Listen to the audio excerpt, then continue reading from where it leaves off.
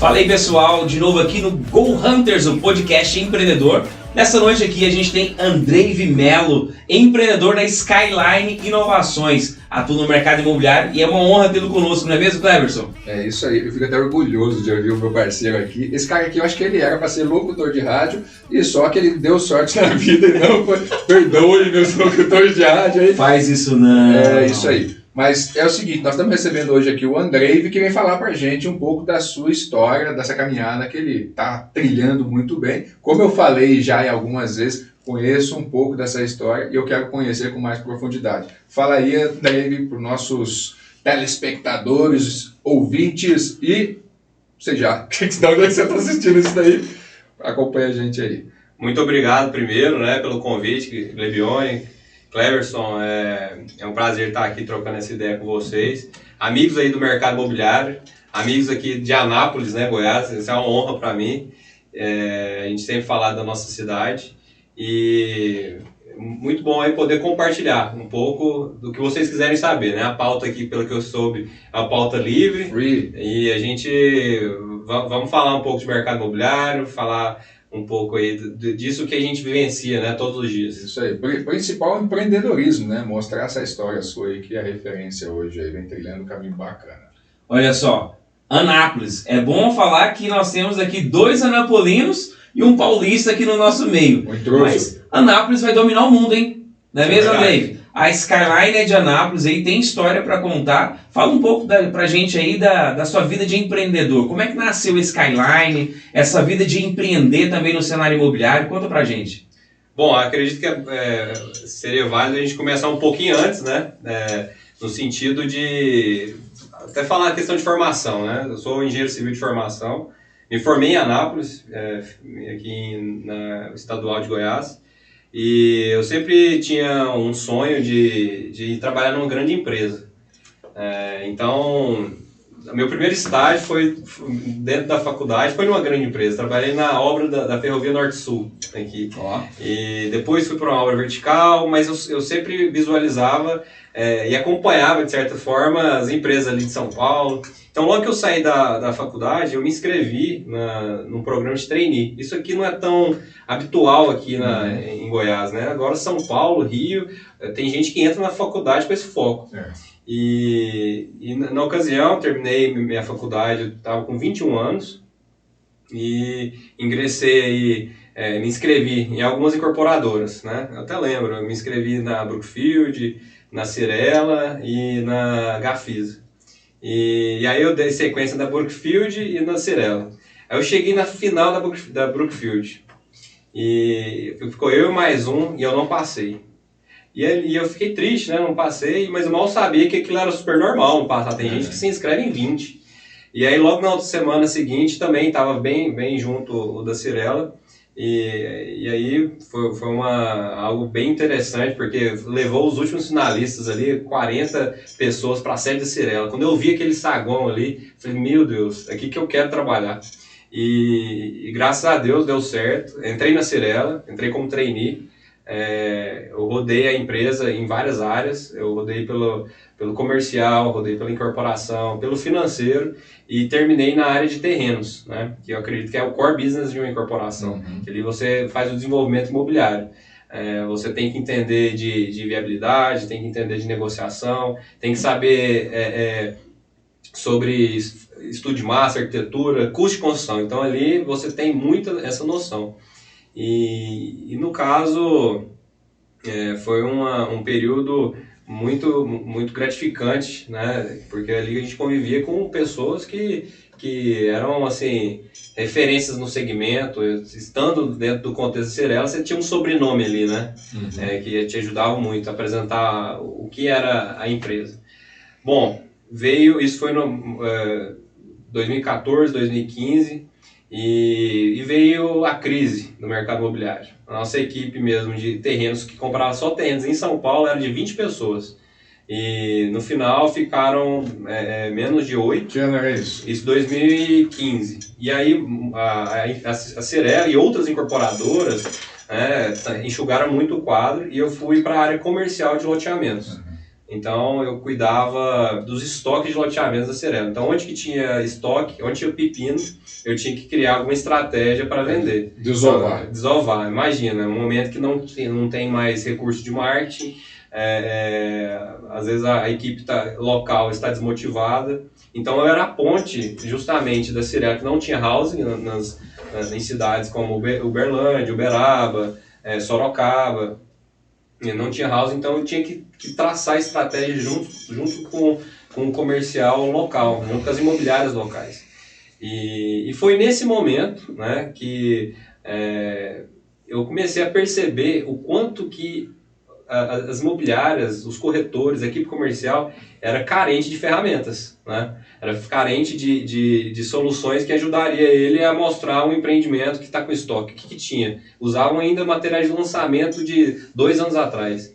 E aí foi numa dessas que teve uma demanda em Uberaba, acho que é uma das primeiras vezes que estou falando sobre isso, que foi uma demanda de Uberaba que a gente começou a ter que orçar uma produtora de vídeo para fazer essa demanda, que eu queria fazer um vídeo que mostrasse o empreendimento pronto de Uberaba. E é só um paralelo, e nessa época, apesar de ser pouco tempo, não era comum, né, André? Não era uma coisa assim, vídeo, essas coisas de produção, tinha-se, mas tinha muito um custo olhando para a TV, né? Não era olhando tanto para o social nessa época. Justamente, e assim, a gente chegou a orçar e chegou aqueles orçamentos absurdos, né? Tipo assim, como assim? Esse valor todo para fazer um vídeo, e não tinha empresas que faziam isso. Estou falando uma empresa de capital aberto que teve dificuldade de encontrar empresas nesse sentido.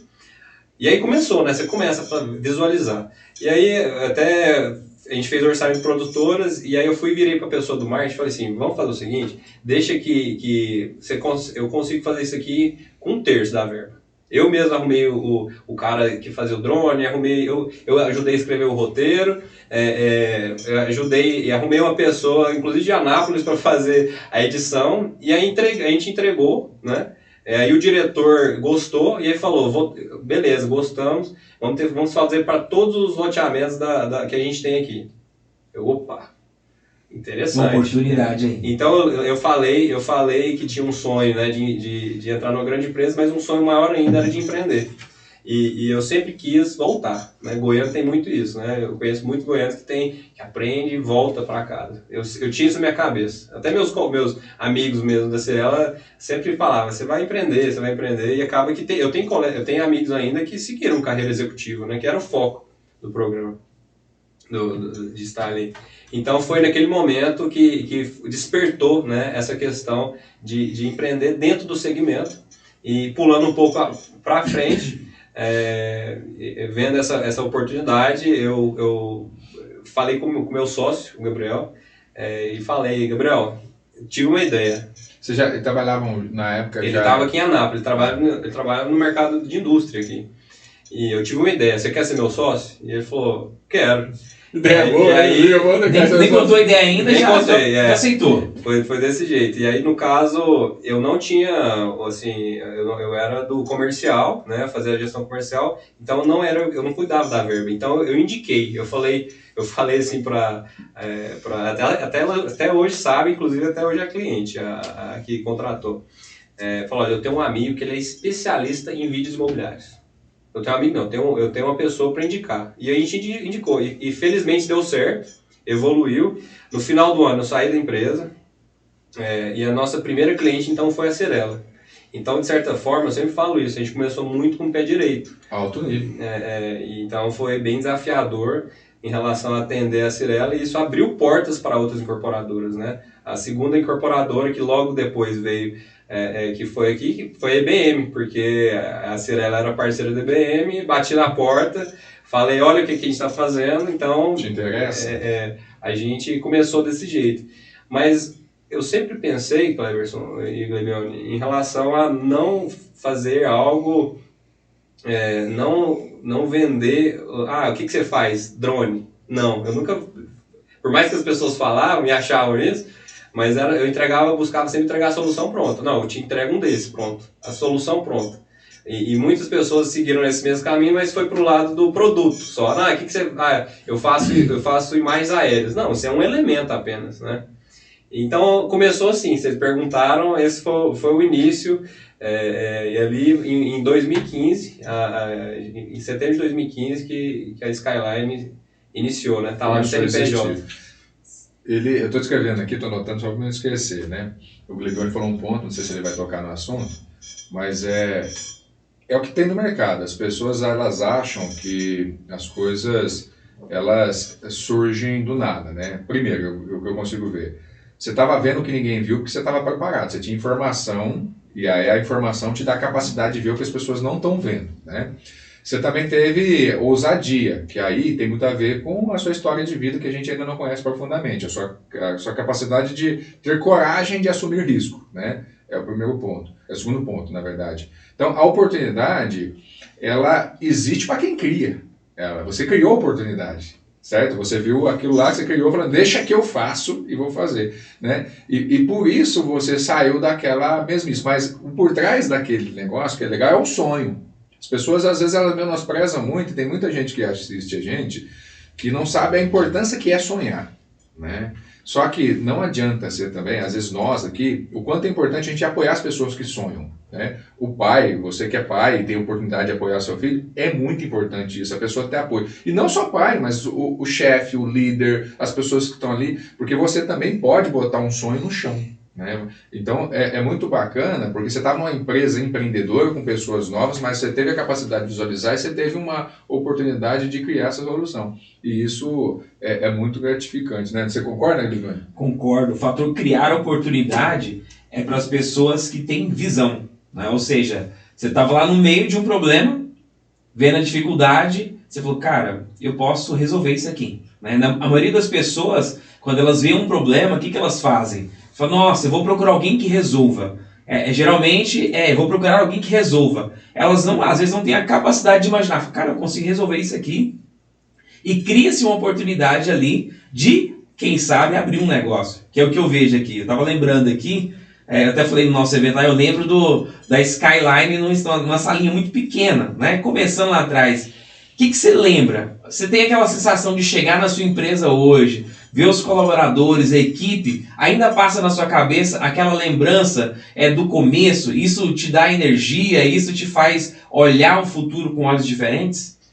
Até aproveitando essa questão que vocês falaram juntos aí, né, dessa questão de oportunidade, você ter às vezes até uma pessoa que te apoiar sonhos. Então vale ressaltar que a gente começou com um drone mesmo, parcelado em 10 vezes. E quem emprestou o cartão foi meu pai. Então ele apoiou esse sonho.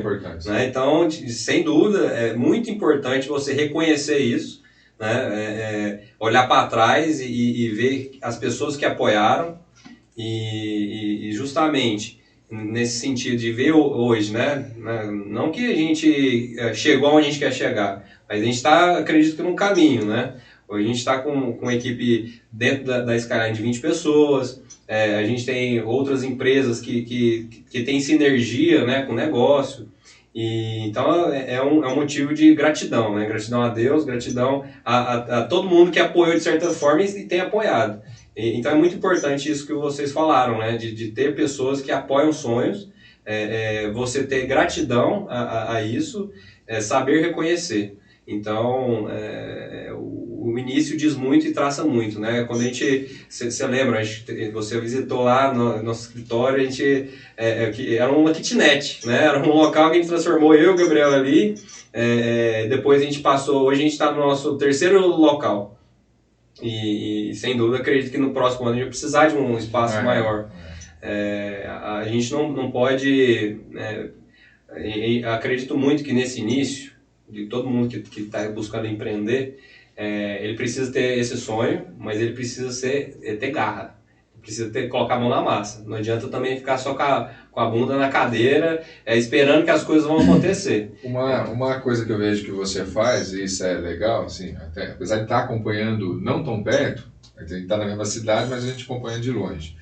Vocês comemoram cada passo, né? Então eu lembro quando você montou o escritório, você convidou as pessoas, aquilo ali é legal porque você vê o quanto gratidão, as pessoas não têm noção o quanto é importante você se sentir grato. Porque você passa a vida inteira às vezes conquistando coisas, e uma coisa que o ser humano ele é muito instintivo, ele deseja aquilo que ele não tem. Logo, quando ele conquista, ele não deseja mais. Então, ele ama aquilo que ele não tem. O que ele tem, ele não dá valor, né? E eu vejo o quanto é legal, e o ambiente que você criou é legal para isso. Eu estava até te falando que a minha ideia é criar algo assim no espaço que a gente tem, porque a pessoa parece que a cada computador que compra, a cada equipamento novo, a cada tela que vocês falam, cara, parabéns, que legal. É um hábito do time fazer isso, comemorar cada construção que é feita? A vida é feita de momentos, né? Então a gente precisa criar esses momentos. Seja uma comemoração de uma data de aniversário de empresa. Esses dias eu estava perguntando, será que às vezes eu não vejo as empresas comemorando, né? E isso é importante, ter o reconhecimento da equipe, né? E isso tudo não vem da cabeça, isso vem às vezes de você colocar em prática às vezes eventos que você vai, imersões que você participa, trocar ideia de boas práticas com outras empresas. O que você está fazendo de legal aí? Cara, estou fazendo todo mês eu faço um funcionário do mês aqui e dou um jantar. Cara, gostei. Boas práticas são para serem copiadas. Né? Você não cria do zero e às vezes você aprimora ali. Então, sim, a gente toca sino quando vende uma tela. Hoje tocou um sino. Então assim, são essas coisas a criar um ambiente legal. Isso é muito importante porque você passa, sei lá, mais de 8 horas ativos do seu dia num local. Imagina se você está num local que de frente para você é uma parede branca. 2 terços da sua vida você passa trabalhando. E se não tiver um local para você, às vezes, sair ali, levantar um pouco e trocar ideia, né? Então, assim, isso era sempre uma vontade. E aí você vai criando isso e de repente você tem, e às vezes você fala, e agora como eu posso melhorar? Né? É desafiador? Até a gente falando de Anápolis, o grande desafio que sempre encontramos, qual que é o desafio? É justamente formar equipes de talento. Né? A gente está numa empresa, a gente está numa cidade que, por mais que é um polo universitário, a gente tem um sério desafio de atrair pessoas e mantê-las. Né? Qual que você acha que foi, por exemplo, a Skyline ela foi ganhando patamares? Um nível de serviço aqui, depois um nível de serviço aqui. Qual foi o ponto da virada? Que você falou assim, cara, a gente encontrou agora uma forma de trabalhar, uma forma de atender o cliente que a gente vai conseguir escalar. Eu lembro da gente conversar e você falava assim, nossa, eu preciso fazer uma coisa, Gleibione, que eu consiga gerar recorrência, eu consiga escalar. O que você acha que foi o ponto da virada para vocês começarem a aumentar a escala de vocês? Ótimo, Gleibione. De fato foi isso. Foi a recorrência através das telas interativas, né? A gente já tinha algumas ferramentas já criadas, algumas soluções, e a gente pensou como a gente consegue consolidar essas ferramentas em um local que até o corretor tem acesso de forma democrática. A gente via muito que um corretor tinha uma ferramenta e outro não tinha. Então, como a gente conseguia consolidar isso de uma forma que a incorporadora não tinha que investir muitos recursos ali para comprar aqueles equipamentos, então foi as telas interativas, ou seja, posso dizer que foi 3 anos depois, né? Então, por isso eu digo muito, persevera, tenha resiliência no que você está fazendo, esteja inteirado, porque as coisas vão se você tem a confiança do seu cliente, a partir do momento, se eu fosse começar com tela interativa, não ia dar certo. Mas a gente começou com muitas coisas antes, que foi agregando, que foi dando confiança aos nossos clientes, que quando a gente fechou o nosso... Adivinha quem fechou a primeira tela interativa com a gente? A IBM, que era cliente desde o início. Né? Então, foi a tela interativa. Hoje a gente está com 125 stands ativos no Brasil, em 13 estados. É um desafio até logístico, às vezes. Às vezes não, a gente teve que instalar a tela no Piauí. E todas são online? E todas têm acesso para a gente fazer 95%. Se eu quiser entrar online lá em qualquer da 125, eu entro? Consegue, a gente precisa ter, né? Acesso remoto. Precisa ter acesso remoto justamente para fazer atualizações. Já tô tendo ideia aqui. Envio de conteúdo, né? Tem que ter, e então respondendo a sua pergunta, acredito que o momento, a gente não pode dizer que a gente pivotou, a gente continuou fazendo, a gente tem esse braço de tecnologia e o braço do audiovisual, né? O braço de audiovisual, inclusive o Gabriel que toca mais profundamente, né?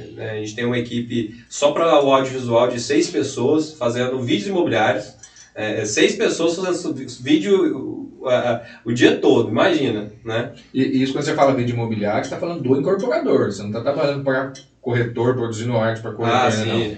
Não. A Skyline é focada em incorporadores, né? B2B. A gente não é que a gente nunca fez, mas posso dizer que a gente deu foco a empresas que mercado imobiliário é muito abrangente, né? A gente tem várias outras empresas, mas a gente atende consultores incorporadores, urbanizadores. Também. Mas tem a intenção de atender os corretores também? Aí, no caso, foi quando isso sempre tinha demanda, né? Tinha demanda de imobiliários querendo fazer, nunca deu, assim, não é que não deu match.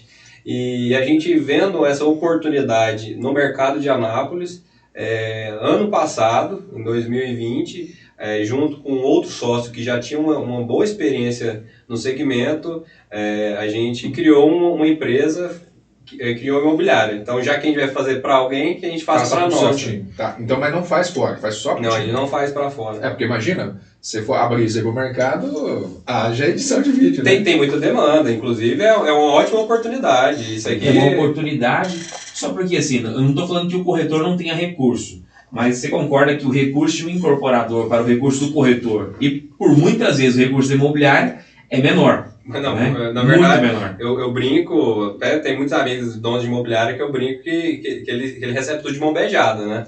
As incorporadoras que investem. A gente vê isso em Goiânia, é muito evidente, né? Em Goiânia tem uma grande concentração né? Tem poucas imobiliárias que tem uma grande concentração de volume de vendas, né? A gente está falando de imobiliárias que vendem mais de R$1 bilhão só em Goiânia. Exatamente. Bom, a gente tem aí em Goiânia quase uma líder nacional, vamos dizer assim, que vende muito, né? Não vamos citar nomes aqui. Mas olha só, a gente fala muito Goiânia, tá falando Anápolis aqui, e você foi treininho na Cirela, certo? Você olhando hoje para o cenário do mercado imobiliário. A gente está aqui em Anápolis hoje, né? A gente aqui atua em várias cidades, estados, você também está aí, vamos supor, Terra Interativa em 125 espalhados pelo Brasil, isso é muita coisa. Como é que você enxerga o mercado imobiliário? Os empreendedores anapolinos, os empreendedores goianos aqui dessa região, a diferença desse cenário imobiliário aqui com o cenário de São Paulo, por exemplo. O que é bom lá, o que é bom aqui? Existem pessoas aqui que estão no mesmo nível de lá. Como é que você enxerga isso? Uma grande diferença de São Paulo para cá é a verba, né? Vamos começar falando nisso. Enquanto em São Paulo você tem aí nos melhores bairros empreendimento sendo vendido a 20, 25 mil reais, você pega Goiânia, o altíssimo padrão não chega a 10. Então essa é uma primeira grande diferença. Mas vale ressaltar que Goiânia está virando vitrine para outros estados, outros incorporadores. O pessoal vê o nível de projetos, o nível de estandes. Acredito que a gente ajudou com isso, né? Lá dessas 125, 20 está em Goiânia, então é uma grande concentração em Goiânia, porque também o mercado, você educa ele no sentido assim, o incorporador vai num stand, vê que tem algo diferente, eu quero também, e melhor. E eu acho que até tem cara comentar, o mercado de Goiânia, ele, em termos de incorporação, ele é mais pulverizado, menos centralizado. Apesar de ter alguns players fortes, mas você tem um número maior de incorporadores espalhados. É só você olhar o número de prédios que tem com identificação diferente, que é uma particularidade aqui do mercado goiano, né? São mais de 30 lançando todo ano. E isso é importante porque a concorrência acaba que forçando, acaba que você não tem, vamos dizer assim, vamos colocar entre aspas, um cartel de 5 que cria um produto, cartel padrão que vai falar. Quando a gente vai em São Paulo, eu sempre mandava pro Andrei muito, falei assim, tô aqui num projeto que você precisa conhecer, no stand, porque era incomum você ver algo igual o Parque Global, que eu falo que você tem que ir lá conhecer o Parque Global, o jeito que eles fizeram, que lá me impressionou. Porque a gente tá falando esse aí mesmo é um VGV de quase bilhão, né? Mas pra você ver, para ter aquilo lá, a gente via aqui em Goiânia, seria alguns lançamentos, dos parceiros que, como o Glebione, não vamos citar nome, quando fala dos produtos, não vamos citar nome, eu não vou citar nome porque o produto é o nome, entendeu? O produto tem nome. Então, nome do incorporador, nome do produto. Você ia lá, você olhava, cara, olha o stand que o cara fez, olha isso aqui. E você mostrava para os caras em São Paulo, fazia a mesma coisa, mandava, olha o que nós temos aqui em Goiânia. O cara falava assim, não, cara, vocês estão doidos, estão gastando 3, 4 milhões no stand de venda, você tá maluco. Gastava. Porque essa competição é algo natural daqui, né? A gente via essa oferta, e com preços baixos, né? E isso vem gerando um movimento que, quando você provoca, vai gerando um movimento no país todo. Você já começa a ver projetos na Bahia, em Balneário, projetos milionários que eu ia lá. Eu falo assim, cara, cadê os stands desses caras? Os caras estão muito mal acostumados a vender o produto ali com um standzinho desse tamanho, mas as áreas eram caras, não tinha espaço. O cara falou, cara, eu vou construir, eu já vendi. Só que você já está vendo que está nessa transformação, não está dando mais para vender do mesmo jeito, cara. Igual era aqui em Anápolis mesmo, né? Quando eu cheguei aqui, há 11 anos atrás, eu não entendia como é que os caras vendiam esse apartamento modelo. E o primeiro foi, você pode dizer que o primeiro apartamento modelo de Anápolis foi em 2012. É pra você ver, né? E hoje a gente vê, né, a Skyline cria soluções aí online também, né? A gente vê o mercado mudando. A gente vê o mercado mudando a forma de atender, a forma de apresentar os imóveis, a forma de fechar a negociação. A gente vê a gestão no CRM com assinatura de contrato, a reserva online, a multipropriedade hoje evoluindo na forma de vender. Antigamente se queria se reunir 40, 50 pessoas ali, estão começando a fazer eventos online, ou seja, o online está tomando conta. Como que você vê o mercado imobiliário falando de atendimento, de venda, de apresentação de imóveis daqui 5 anos, daqui 10 anos? A pandemia antecipou muito isso, né, Glebione? Você tem acompanhado e até aproveitado, né, de algumas questões nesse sentido da transformação digital que o mercado imobiliário presenciou. Por quê? De repente os estandes ficaram fechados, como um corretor ia fazer um atendimento de um cliente interessado. Então a gente vê muitos recursos voltados para o digital mesmo, né? A gente tem hoje uma facilidade de filtrar os imóveis que você quer visitar através de um tour virtual. Você consegue ter um atendimento remoto onde você quiser falando sobre o produto. Então acredito que cada vez mais o mercado imobiliário vai ser cada vez mais digitalizado. Em contrapartida, os stands não vão deixar de existir, pelo contrário, eles vão fazer de uma forma que você precisa trazer experiências para o seu cliente. Já que ele está gastando tempo, já que ele tem todas as informações possíveis ali de forma digital, como você incentiva o cliente para ir até o stand? O Glebione está na área de marketing, você também está integrado na área de marketing, trabalhando lá com o cara já na experiência, né?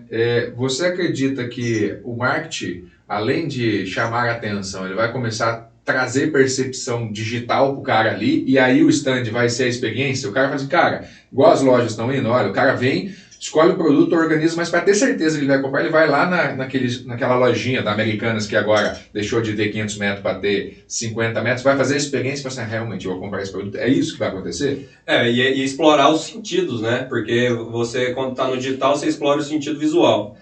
Quando você vai no stand, você tem que explorar os outros sentidos. É o pegar, é o sentir o cheiro, é você olhar a olho ali com o corretor. Então, igual... Vou dar um caso aqui específico. A Nike inaugurou, acredito, em 2019 ou 2018, né, uma loja conceito na Quinta Avenida. Então você pode testar a esteira, personalizar o seu tênis, você pode comprar online e buscar nela. Então virou um local de encontro, né? Uhum. Então, por exemplo, Goiânia, a gente está citando aqui, você pode ver que eles estão atraindo cafeterias renomadas para você ter ali um público, né? E a pessoa consegue assimilar ali a marca, consegue visitar um decorado, indicar para algum amigo. Então, e você vai em São Paulo e você não vê tanto, né? Uhum. Aí a gente vê ali que assim, tá quase assim, um central de decorados precisa ter uma cafeteria ali renomada. Eu acho que até naquele assunto que eu estava falando aqui, eu acho que São Paulo ainda acaba que, apesar de ter muito recurso, é muito tradicional. Tem um tradicionalismo, um conservadorismo, né? Um time que está ganhando não se mexe, com facilidade, você troca uma peça, mas vamos ver o efeito, porque os projetos são muito grandes, né? Qualquer tropeço é um tombo alto. Você acha que isso faz diferença? Porque, por exemplo, aqui em Goiás, vamos falar Goiás e Brasília, o incorporador está mais dentro, o dono está mais dentro da operação, e em São Paulo tem muito executivo e o cargo dele está em jogo? Bom, isso contribui. O mercado imobiliário em si, ele é muito conduzido de forma, a maioria, por empresas familiares, né? Por mais que tem, tá na segunda geração, ou até mesmo terceira geração, ainda tem essa tradição que você citou. E claro, tem empresas que estão mais voltadas aí para corporation, né? Que são executivos.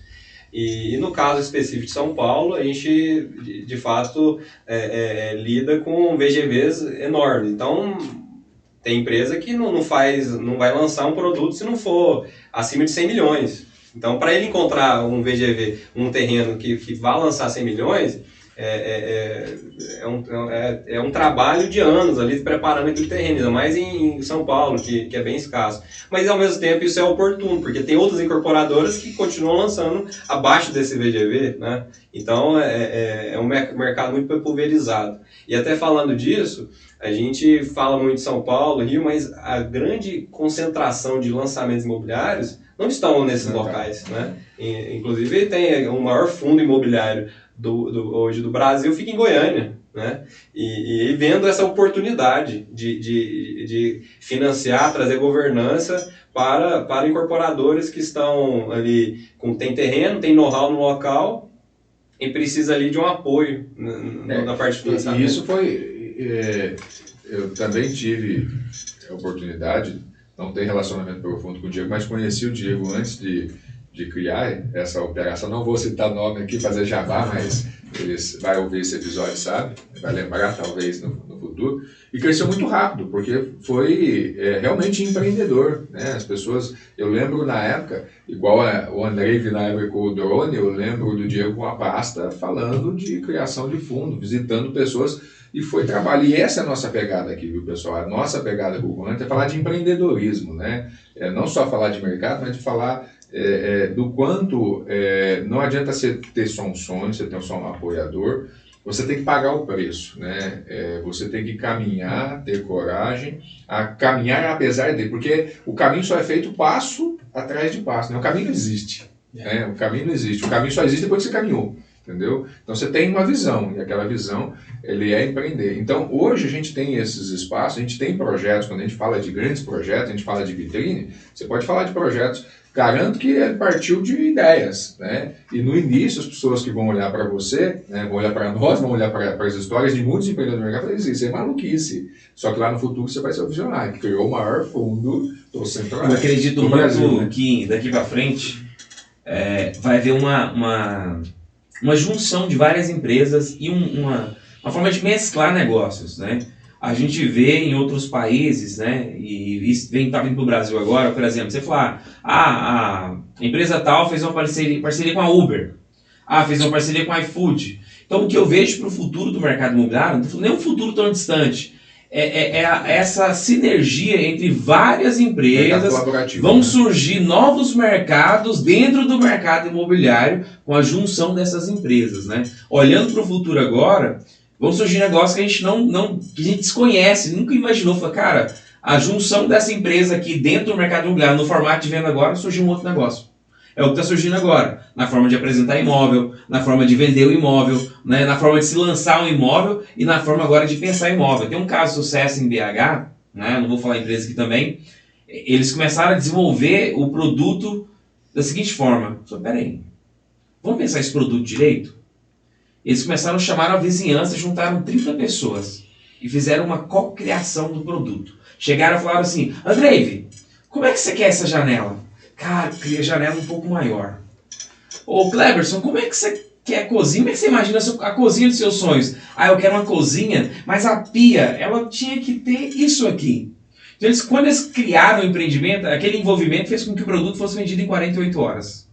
Por quê? Porque era o produto que era a cara das pessoas que estavam naquela região. Então, a mudança de como se pensar produto vai mudar Agora, com a entrada desses players de tecnologia, da parte bancária, vamos dizer assim, fundos de investimento, né? Você entra financiando, eu entro construindo, o outro entra comercializando e todo mundo ganha.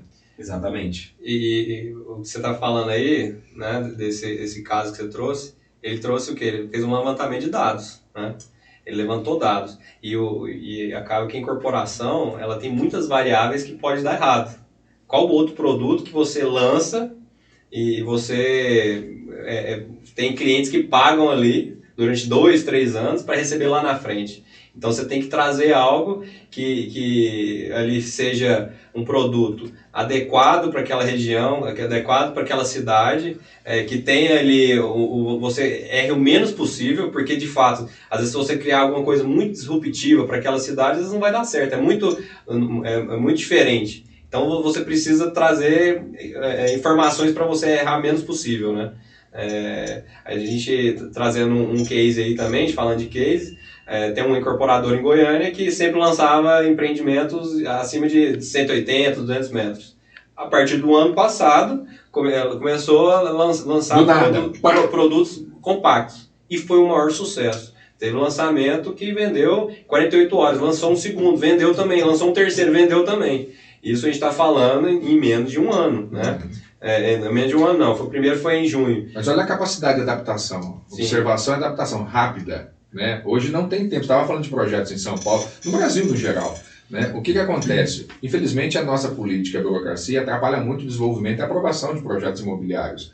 Hoje, se eu pegar uma incorporação, um loteamento, eu demorar 6 anos para aprovar e desenvolver, pode jogar fora, não serve. O projeto foi desenvolvido para 2015, olha 2021. Se eu tiver que aprovar. E eu vou falar pior. Um projeto que eu desenvolvi em 2020, tem experiência própria. Não serve, não vai servir para 2022. Não serve. Já foi, passou, rasgou, joga fora. E os períodos vão ficar cada vez mais curtos. Então, e aí tem uma oportunidade. Empresas que vão desenvolver com tendência, né? Você está falando de tendência. Você teve a oportunidade de, quando a gente botou a tela interativa lá no projeto, quando a gente fez algumas tecnologias que todo mundo falou, por que você está fazendo isso? Quando a gente discutiu tecnologia de lançamento digital, como que a gente estava fazendo no nosso empreendimento que vocês estavam participando, todo mundo falava assim, cara, não faz sentido, isso aí não vai funcionar. Tá. Hoje, o que está todo mundo vindo atrás? A mesma coisa. O nosso produto patinou no início em relação a isso, porque as pessoas duvidavam. Só que quando veio, nós estávamos preparados. Né?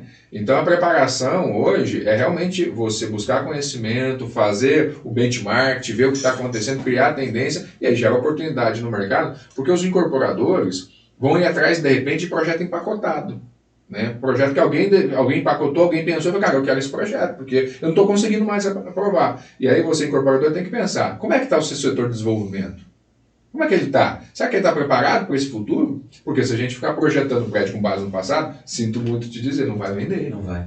Não vai vender. Já não está vendendo. Já não vende, né? Não vende. Assim, a gente vê arquitetos hoje, tem muito arquiteto hoje pensando lá na frente. A gente vê pessoas focadas no desenvolvimento imobiliário, uma visão completamente diferente. Antigamente a gente tinha muita gente trabalhando dentro de uma caixinha. As pessoas estão com a mente mais aberta. E a gente está caminhando para o final. A gente tem que... Já estamos aqui quase 1 hora já. Ficaria mais umas 2, 3 aqui, Cleberson. Tranquilo, né? Passa. Olha só. Eu não sei se o Cleberson quer fazer uma última pergunta. Mas assim, para a gente caminhar para o final, que recado você dá para o empreendedor? Seja de Anápolis, de Goiânia ou de qualquer parte do Brasil. Que recado você dá para esse empreendedor e que recado você manda para o mercado imobiliário brasileiro? Bom, para o empreendedor é muito importante falar o que eu havia falado no início.